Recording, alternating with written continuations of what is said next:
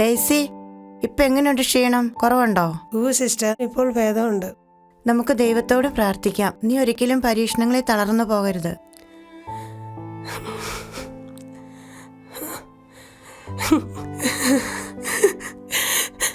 നീ എന്തിനാ കരയുന്നേ? നിനക്ക് എന്താ പറ്റിയേ? എന്ത് പറ്റി നീ ഇങ്ങനെ കരയുന്നത്? സിസ്റ്ററിനറിയോ, എൻ്റെ മകൻ അലക്സ്, അവൻ ദൈവത്തിൽ നിന്ന് ഒരുപാട് ദൂരെയാണ്.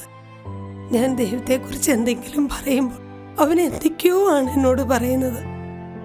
അവൻ ഒരു കുർബാന കൂടിയിട്ട് എത്ര വർഷമായെന്നോ. ഡെയ്സി, നീ ഇങ്ങനെ വിഷമിക്കൊന്നും വേണ്ട. ഇന്ന് പല കുട്ടികളും ഇങ്ങനെയൊക്കെയാണ്. അവനെ ഓർക്കുമ്പോഴാണ് സിസ്റ്റർ എൻ്റെ മനസ്സും ശരീരവും കൂടുതൽ തളരുന്നത്. നഷ്ടപ്പെട്ടു പോയ ആടിനെ തേടിപ്പോയവനാണ് നല്ല ഇടയൻ. അവൻ നിന്റെ മകനെയും രക്ഷിക്കും. ഞാൻ തീർച്ചയായിട്ടും പ്രാർത്ഥിക്കാം.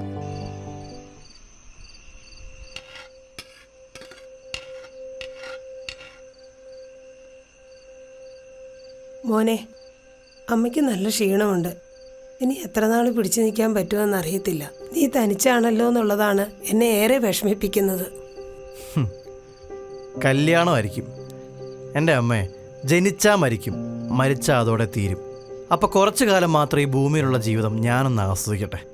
ഈ കല്യാണം, കുടുംബം, കുട്ടികൾ, ഇതൊക്കെ എന്നെ സംബന്ധിച്ചൊരു ബാധ്യതയാണ്. മോനെ, ജീവിതത്തിനൊരു അർത്ഥമുണ്ടാകണമെങ്കിൽ നമുക്ക് സ്വന്തമെന്ന് പറയാൻ ആരെങ്കിലുമൊക്കെ വേണ്ടേ? ജീവിതത്തിന് വലിയ അർത്ഥമൊന്നുമില്ല അമ്മേ. അമ്മയെ പോലെ ദൈവം രക്ഷിക്കുമെന്ന് പറഞ്ഞ് ജീവിക്കാനൊന്നും എനിക്ക് വയ്യ. ദാ നോക്ക്, ഞങ്ങൾ യുക്തിവാദികളുടെ ഒരു മീറ്റിംഗ് ആണ് നടക്കാൻ പോകുന്നത്. അവിടെ വെച്ച് ഈ മണ്ടം വിശ്വാസികളെ ഞങ്ങൾ വലിച്ചു കയറും. നിന്നോട് തർക്കിക്കാൻ ഞാനില്ല. എന്നെങ്കിലും നീ ദൈവം എന്ന സത്യത്തെ മനസ്സിലാക്കും. അമ്മേ, അമ്മേ, എന്തൊരു മോനെ, അമ്മ അവിടെ ഇരിക്കും. ഈശോ, എന്താ പറ്റിയത്? ഇനി ഞാൻ അധികം നാളുണ്ടാകുമെന്ന് തോന്നുന്നില്ല. എനിക്കൊരാഗ്രഹമുണ്ട്. എനിക്ക് വേണ്ടി നീ ഒരു കുർബാനയിൽ പങ്കെടുക്കണം. അമ്മ എന്തായി പറയുന്നത്? അതൊന്നും നടക്കൂല. നീ മറുത്തൊന്നും പറയരുത്. അമ്മയ്ക്ക് വേണ്ടി ചെയ്യാൻ പറ്റുന്ന ഒരു ചെറിയ കാര്യമേ ചോദിച്ചുള്ളൂ. ശരി, പക്ഷെ പിന്നെ എന്നെ ഒന്നിനും നിർബന്ധിക്കരുത്. ഇല്ല, പക്ഷെ നീ ആത്മാർത്ഥമായി തന്നെ ആ കുർബാനയിൽ പങ്കെടുക്കണം. എനിക്കുറപ്പുണ്ട് നിന്റെ കാഴ്ചപ്പാടുകൾ മാറും.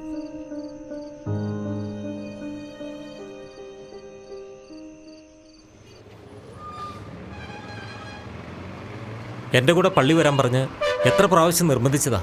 ഇപ്പോഴെങ്കിലും തോന്നിയല്ലോ. അമ്മയുടെ നിർബന്ധം കൊണ്ട് മടുത്തിട്ട് ചേട്ടാ. അല്ലാതെ എനിക്കിതിലൊന്നും വിശ്വാസമില്ലെന്ന് ചേട്ടനറിയാലോ. എന്തിനാണ് വെറുതെ നുണ പറയുന്നത്? എല്ലാ മനുഷ്യരുടെ ഉള്ളിലും ദൈവവിശ്വാസമുണ്ട്. ഒരു അസുഖം വന്നാൽ ദൈവത്തെ വിളിക്കാത്ത ആരുമില്ല. ദൈവവിശ്വാസം കൊണ്ടൊന്നും ഒരു കാര്യമില്ല ചേട്ടാ. വെറുതെ സമയം കളയാനേ ഉള്ളൂ. ദൈവത്തെ എതിർത്തുകൊണ്ട് നേടിയതൊന്നും നിലനിൽക്കില്ല അലക്സേ. നീ ആത്മാർത്ഥമായിട്ട് പോയി ഒരു കുർബാന കൂടിയിട്ട് വാ. നിന്റെ ജീവിതത്തിൽ വലിയ മാറ്റങ്ങൾ സംഭവിക്കും, ഉറപ്പ്.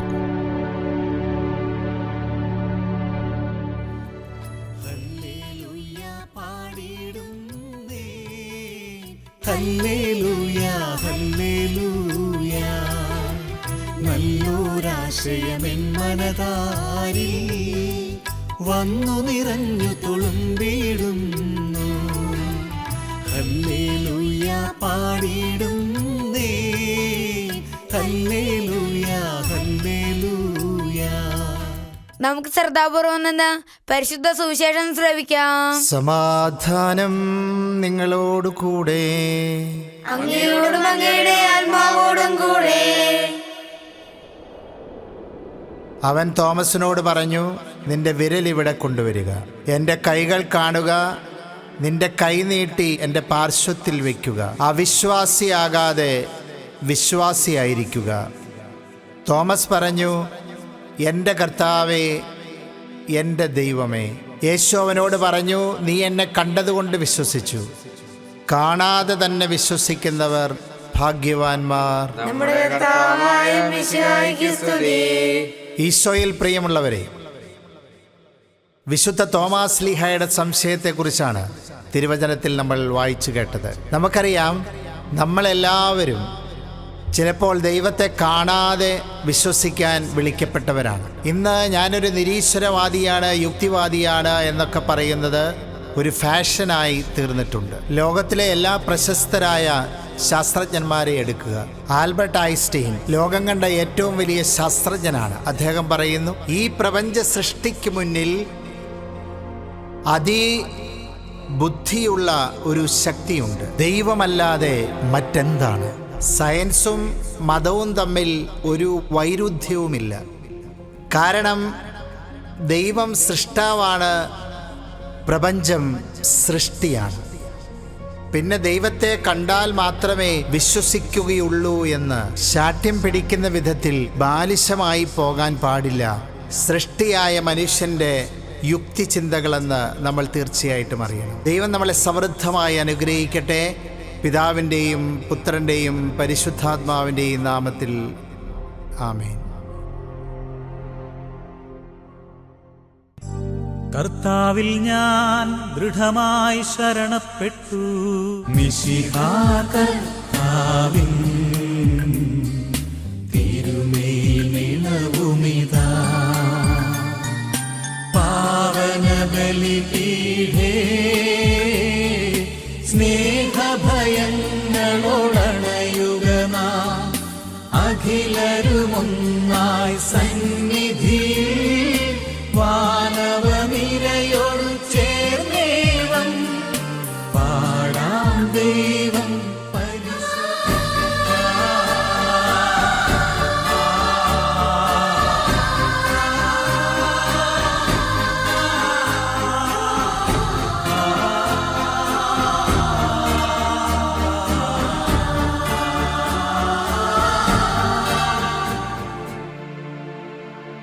സർവശക്തതാതന ഏകദൈവമേ, വിശ്വസിപ്പുമർത്യരാ ഞങ്ങളങ്ങയിൽ. ദൃശ്യലോകമെന്ന പോലെ ദൃശ്യലോകവും സൃഷ്ടി ചെയ്ത ദൈവമേ, സർവപാലന സർവശക്തതാതന ഏകദൈവമേ, വിശ്വസിപ്പുമർത്യരാം ഞങ്ങളങ്ങയിൽ. ശിഷ്യന്മാർക്കു നൽകിക്കൊണ്ട് അരുൾ ചെയ്തു, ഇത് പാപമോചനത്തിനായി നിങ്ങൾക്ക് വേണ്ടി വിഭജിക്കപ്പെടുന്ന എൻ്റെ ശരീരമാകുന്നു. നിങ്ങളെല്ലാവരും ഇതിൽ നിന്ന് വാങ്ങി ഭക്ഷിക്കുവിൻ. അവർക്കു നൽകിക്കൊണ്ട് അരുൾ ചെയ്തു, ഇത് പാപമോചനത്തിനായി അനേകർക്കു വേണ്ടി ചിന്തപ്പെടുന്ന പുതിയ ഉടമ്പടിയുടെ എൻ്റെ രക്തമാകുന്നു. നിങ്ങളെല്ലാവരും ഇതിൽ നിന്ന് വാങ്ങി പാനം ചെയ്യുവിൻ.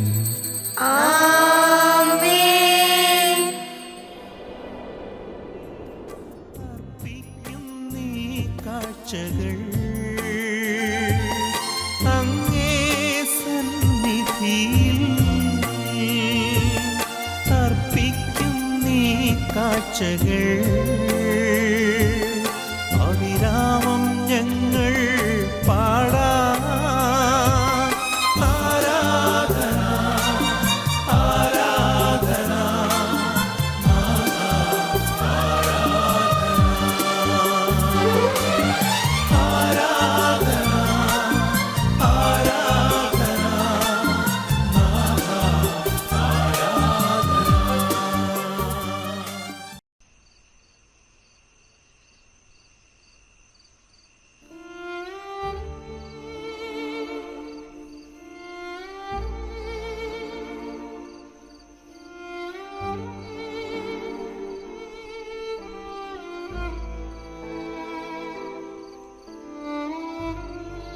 അച്ഛാ, അച്ഛനെ കുമ്പസാരിക്കണം അച്ഛാ.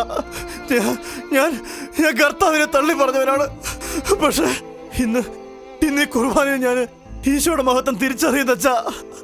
ഓരോ കുർബാനയും ഓരോ അത്ഭുതങ്ങളാണ് ഞാൻ മനസ്സിലാക്കുന്നു. എനിക്ക് കുമ്പസാരിക്കണം. എന്നെ രക്ഷിക്കണം അച്ഛാ, എന്നെ രക്ഷിക്കണം. വിഷമിക്കരുത്. നിനക്കൊന്നും നഷ്ടപ്പെട്ടിട്ടില്ല. നിന്റെ പശ്ചാത്താപം സത്യമാണെങ്കിൽ, നിന്റെ വിശ്വാസം ശക്തമാണെങ്കിൽ ഈശോ നിന്റെ രക്ഷയ്ക്കെത്തും. ദൈവം ദിവ്യകാരുണ്യമായി മാറുമ്പോൾ, ദിവ്യ ജീവൻ നൽകുമപ്പമാകുമ്പോൾ,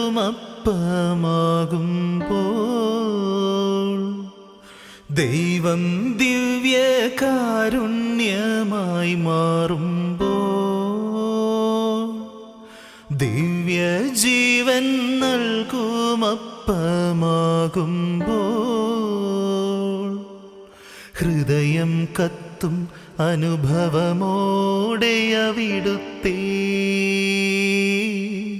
സ്നേഹത്തിൻ തിരുമുദ്രയിതേറ്റുവാങ്ങിടാം.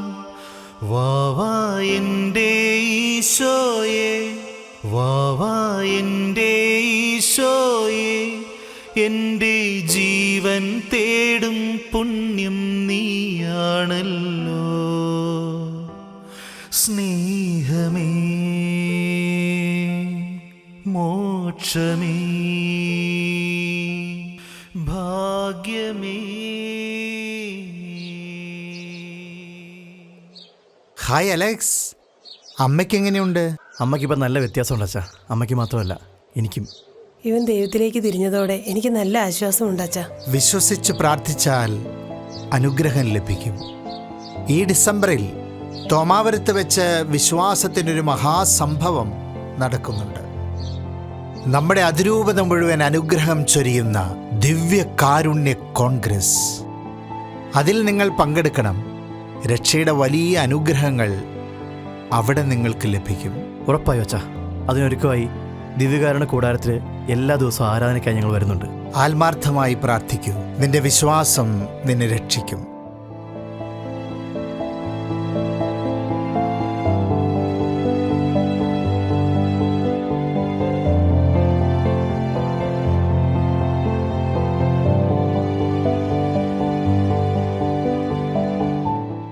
വാവാ എൻ്റെ ഈശോയെ, വാവാ എൻ്റെ ഈശോയെ, എൻ്റെ ജീവൻ തേടും പുണ്യം നീയാണല്ലോ. സ്നേഹമേ, മോക്ഷമേ, ഭാഗ്യമേ.